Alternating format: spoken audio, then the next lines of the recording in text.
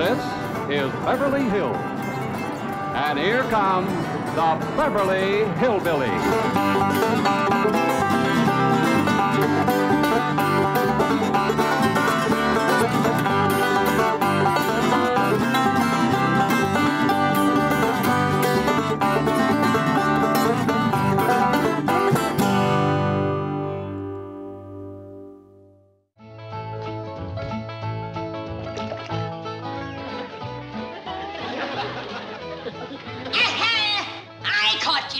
What? So you're the rascal that's been poisoning our pond. Get to your feet. I'm not poisoning anything. You're not, huh? Get over. Get around there. Now, if you're not poisoning the pond, let's see you tip up that jug and take a swig. Well, I can't do that. It's concentrated chlorine. It kills the algae and fungus. It kills fish, too. We've tried 2 or 3 times to stop this pond. But this water's only for swimming. What do you think fish do, walk? Now you take your jug of poison and get out of here. Lady, I'm only following orders of Mr. Drysdale. Aha! So Mr. Drysdale put you up to this, did he? Yes, ma'am. And now, if you don't mind, I'm running a little late. You're running fast, that's how you're running.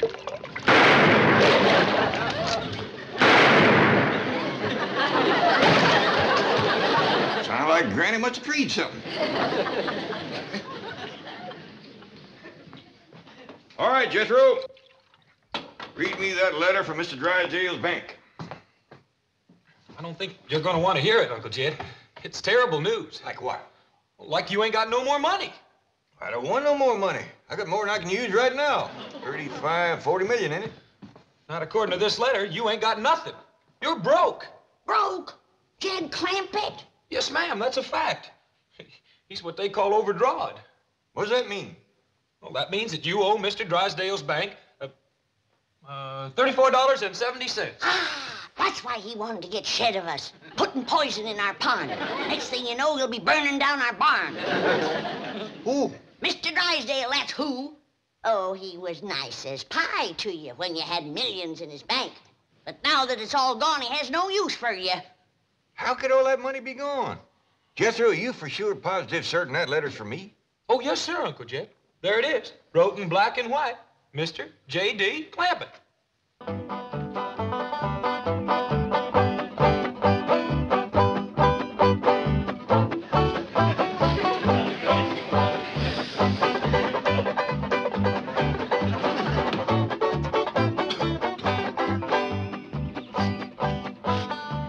Why don't you go out and get yourself an honest job? Opal, an actor must keep himself available in case the studio calls. You've been available now for over 10 years and they ain't called you. Must you tell it to all the neighbors? Who's telling them? They already know you're a bum. I am an actor. You are a bum.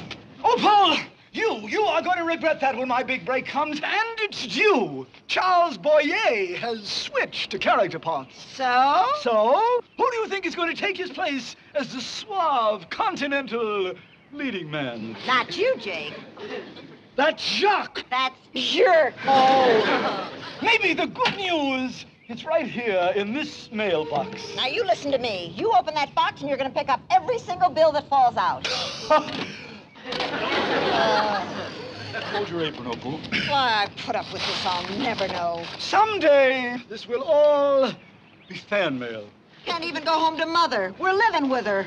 Someday, I will open this bank statement, and it will say that I am worth $36,422,000.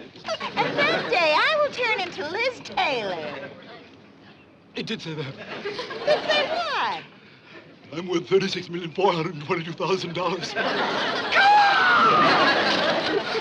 Well, don't just stand there, Liz. Help me look. I'll tell you where your money went, Jed Clampett. Why you're flat busted broke. You're living too high on the hog. Hello? Could I speak to Mr. Drysdale, please? Oh, thank you very kindly. Mr. Drysdale done left for the bank. What do you mean, too high on the hog? That's what I mean, too high on the hog. Back home, you used to holler 2 miles to your neighbor. Out here, you can't even holler next door. You have to use an expensive telephone. Granny, I don't hardly think I spent $35 million on the telephone. Milkman come. Want some? That's what I mean. Buying milk off of the truck instead of having our cow and squeezing our own. There you go, using your finger instead of your lungs. Well, now, Granny, the bank's about a 4 to 5 mile holler. Uncle Jed, I'll drive you down to the bank in the truck. That's the most sinful waste of all. Buying expensive gasoline for that fancy truck instead of walking a paltry 8 or 10 miles. I don't mind walking. Just got my shoes fixed. And you wonder where your money went. Well, Granny's cheaper than buying him a new pair. Young'uns don't need shoes out here in Beverly Hills. That's one thing this place has got. Barefoot weather the whole year round. Morning, Paul. Can I ask you something? Sure, Ellie. There you are. There's the whole thing in a nutshell. Take a good look, everybody. Well, what's the matter, Granny? I was just fixing to give Wendell his breakfast. That's just it. Back home, we used to live off of possums. Out here, possums are living off of us. Fetch me my big lard barrel, Jethro. Lord barrel. Granny, you ain't fixing to fry Wendell, are you? No, child. I'm fixing to pack up our things and all our belongings and go on back home and stop this mad, crazy spending spree before we all end up in the poorhouse. Or maybe get poisoned from the poison pond. Poison pond? Well, Granny, me and Wendell was just going swimming. Well, save your swimming for the creek back home. Ah, simmer down, Granny. I don't believe Mr. Drysdale poisoned our pond no more than I believe we spent all our money. Here you are, Granny. Hold it, Jethro. Put that down. Well, if it ain't spent, where is it? That's what I'm calling up to find out. Well, good morning to you, Commerce Bank of Beverly Hills. This here is Jed Clampett. Could I speak to Mr. Drysdale, please? Thank you, ma'am. Everything must be fine. It's real friendly. Mr. Drysdale's office? No, I'm sorry. He's on his way to the airport for an out-of-town trip. Mr. Drysdale's leaving town? That's where your money went, leaving town with him. Now, hold on. Could I please talk to Miss Hathaway? Well, I'm afraid she's with Mr. Drysdale. Is both gone? It took them both to tote your money. Start packing, young'uns.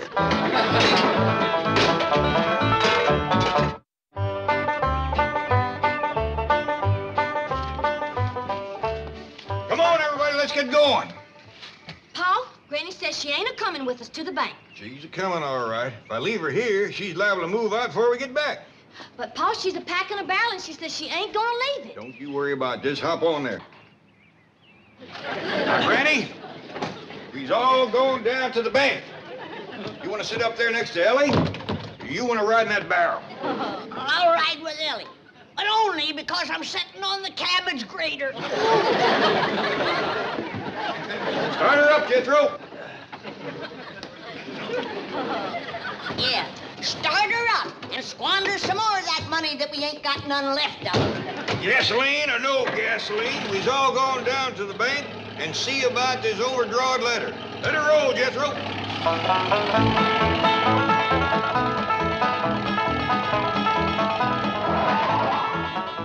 Hey, you in that truck.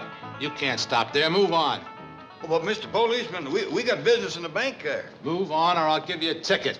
Oh, no, thank you. We already got a ticket for parking here. Two of them. A $5 ticket and a $10 ticket. Doggers, we should have brought them along. Move on or I'll give you a $20 ticket. Thank you very kindly, but we couldn't let you do that. What? We still got our pride even though we is flat busted broke. Oh, you're vagrants. No, sir, we's Clampetts. I'm Jed, this Ellie Mae, and sitting next to her. Listen, you want me to run you in? Well, no, sir. You just stand aside. I'll walk in. See, we got business in there. Oh, you're not only traffic violators and vagrants, you're bum tech artists. Now get that heap out of here before I arrest a lot of you. You sure ain't being very friendly. We don't want your kind in Beverly Hills. Now move it. You wouldn't talk so sassy if I had my gun. Done. Drive on, Jethro. I got the feeling that we ain't welcome around here no more.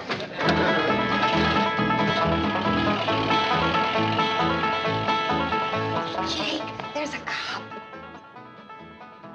Maybe you shouldn't try to cash the check. Baby, it's the bank's mistake, not mine.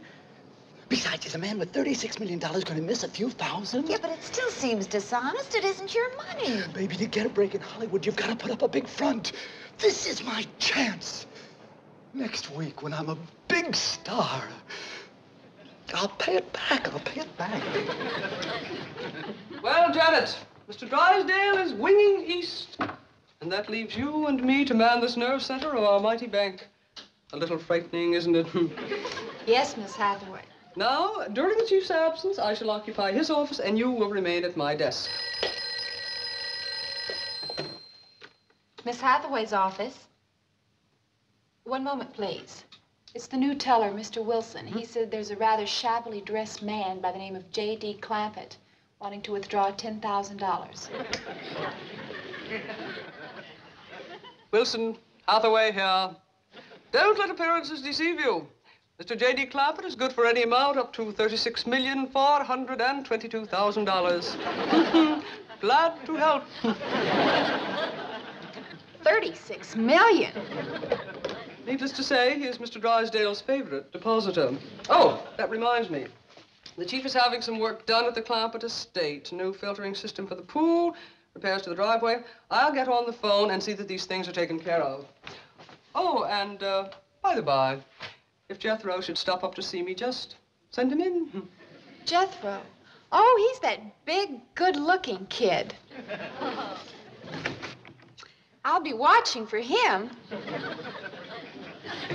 Janet, stand up, dear. Up. Could you walk for me, please? Turn around for me, Janet, please. Around. You take the chief's office, I'll remain out here. That is an order.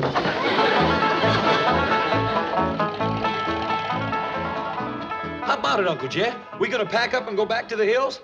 It's up to you to decide, Jed. You're the head of the clan. Whatever you say goes. What's it gonna be, Paul? Go back home or stay here?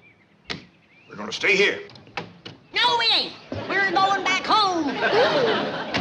Jed's gonna whop you, Granny. I'd rather get whomped than poisoned. Or shot down by Mr. Drysdale's hired killers. What hired killers? That policeman out front of his bank. He was going for his gun when we drawed away. Let's go back and whomp that rascal. We'll feud the whole bank. Oh, wait a minute. Now, ain't nobody going nowhere or do nothing till I am dead for certain convinced that Mr. Drysdale has turned against us and he's trying to get himself rid of us. What does he have to do to convince you, Jed?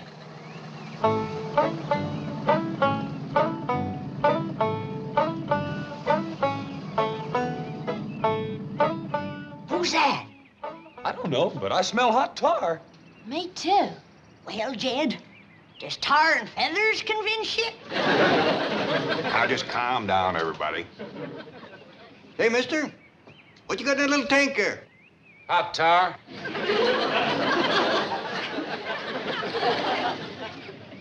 Is it for anyone in particular? Yeah, a fella named Clampett. This your idea, or did somebody put you up to it? A man named Drysdale hired me for the job.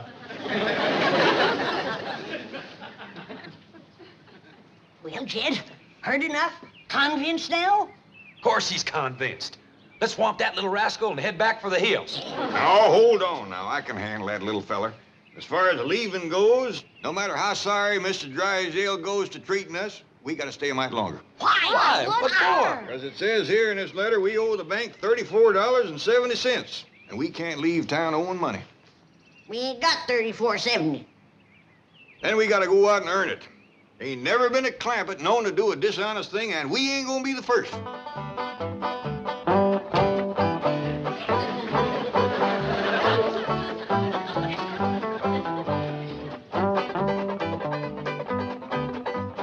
Don't you and your mother wait dinner for me, doll. I'll grab a bite of the studio commissary. What studio? Well, how can I tell until after I've weighed all the offers? Oh, and start packing, doll. I can't wait to get away from that old, broken-down heap. Now, that's no way to talk about Mother's house. Who's talking about her house? Jake Clampett. Jacques, dear, Jacques. Oh, and doll, here. Get yourself some decent clothes. But Jake! Don't worry. I'm on my way to the bank for more. Get yourself a mink. After all, your husband's in pictures now. You are the wife of a star. I'm the wife of a bum! Little man, can I talk you out of this? Why don't you stop bugging me? I got a job to do. Yeah, well, like I keep telling you, I don't think you're man enough to do it. At least he's not alone. Well, I do. Please, won't you give up this notion? Want to know something? You're going to get hot tar all over you. Well, I'm sorry you're such a muley, little feller. Oh! There he goes. Just be thankful I didn't head first you into the hot tar. Yes, sir. Thank you, sir. Now, let's go figure out how to raise that money.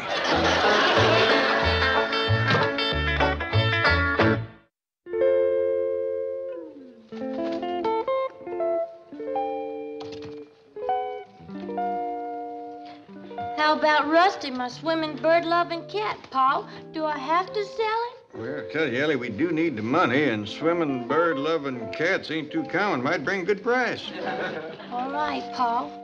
Well, how about Earl, my Benny Rooster that plays dead? Well, Bandy Roosters that plays dead is kind of rare, too. Paul, do I have to sell little Arnie?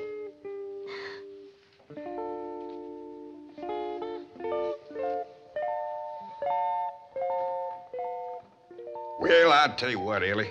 I figure on making so much money cutting and selling wood, and with Jethro helping, and Granny peddling her pickled crow's gizzards, you're selling your animals liable to burden us down with a lot of money that we just don't need. So, turn them all loose.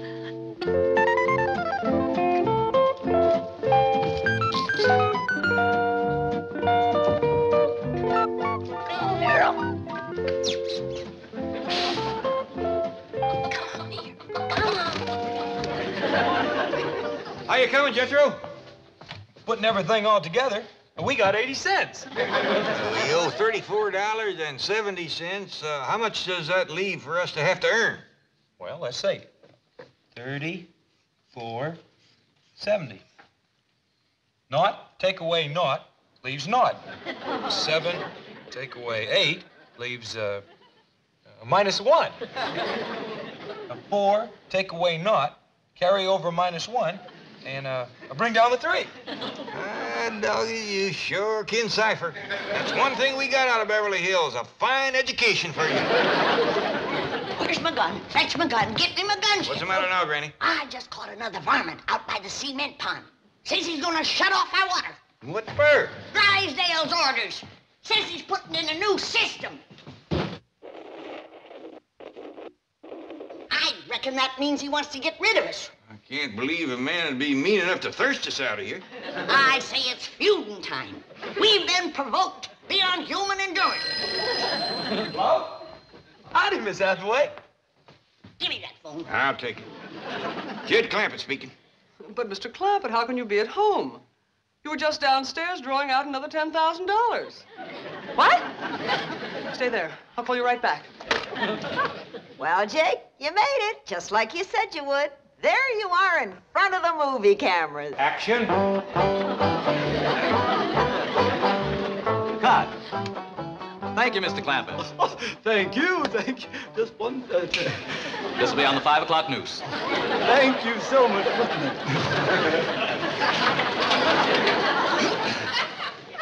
Well, did you hear that, Jake? You're going to be famous, just like you always promised. So, maybe a producer will see me. Call the studios and tell them to catch the 5 o'clock news. Of course, mere words can never express our deep humiliation over this unforgivable error. But your bank account has already been reimbursed, and Mr. Jake Clampett is safely in jail. In jail? Clampett? Well, yes. I don't hardly think we can hold still for that. But he took your money. Oh, any kin of mine is welcome to whatever I got. But you don't know that he is your kin. We don't know that he ain't neither. I reckon we'd like him fetched out of there just as quick as can be. All right, if you insist.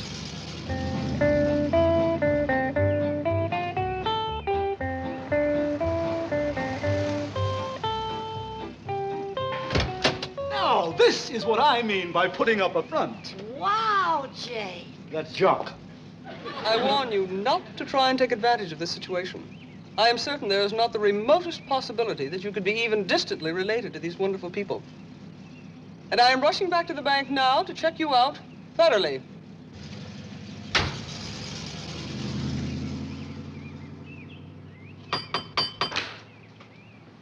Well, howdy there. You must be Mr. and Mrs. Clampett. Cousin Jed. Pleased to meet you. Say, what side of the family are you from? This is my wife, Opal. And, darling, this is my long-lost favorite cousin, Jed Clampett. Howdy, ma'am. Hello. This here is my daughter, Ellie. Cousin Ellie. And this here is Granny. Cousin Ellie. Say howdy to Granny. Howdy, Granny. This young lady belongs in the movies, and I'm going to see that she gets there. Well, thank you. Can we all go? There's going to be a double feature tonight. Marvelous. She's so wonderfully naive and unspoiled. And this here is my nephew, Jethro. Howdy. I hear tell you're a movie actor. Quite right, my lad. Well, let's all go and have some victuals and get better acquainted with our cousins, Opal and Jake. That's Jacques. That's Jake.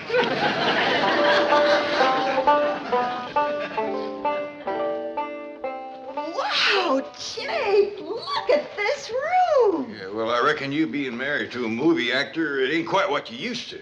You can say that again. Well, we got bigger rooms down the hall. Oh, no. This is fine. Oh, by the way, don't let this thing fool you the way it done Granny. She thought it was some kind of a fancy bathtub. And duck your head when you walk under this thing. Of course, you can't hurt it none. It's been walked into so much, it's just hanging there in 100 pieces. Mr. Clampett, that's a crystal chandelier. Yeah, but you don't want to try to light none of them candles.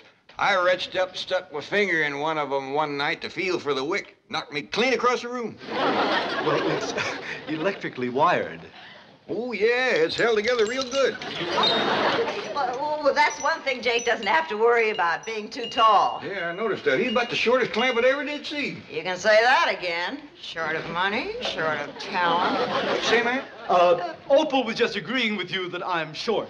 Well, that'll come in real handy with these beds here. If Jethro and me was to sleep in one of them, we'd hang over from the knees down. Can I come in? What you got there, Granny? Victuals for the company. I bet you two's hungry. You can say that again. Let's go wash up. Oh, yeah, excuse us. I reckon Cousin Jake's woman is kind of hard of hearing. That's the third time she's asked to have something said again. Maybe she'll get some help from these pickled crow gizzards. She just might. Ain't nothing here is better than a crow. Help yourself, kid. I got 56 jars of them. Oh, yeah, you made these to peddle to help raise money. Yeah, but now that we don't need the money, we got ourselves a couple of weeks of company eating. Hey, it's finger-licking good, Granny. Can I have seconds? Hold on. Here comes Jake and his missus. Well, now, isn't this nice of you? I reckon it is. But Jake here being our cousin, And a movie picture actor. you deserve the best. Hope you folks can stay a spell. Well, we wouldn't want... Well, eat and run? Oh, I think we can manage at least a week. How do you like my pickled crow gizzards? What did you say they were? I said they're pickled crow gizzards. Granny's got 56 jars. We can have them 3 meals a day. Not into her. I reckon she ain't partial to crow gizzards. What do you think of them, Cousin Jake? Oh, I'm staying a week. This isn't the first time I've eaten crow.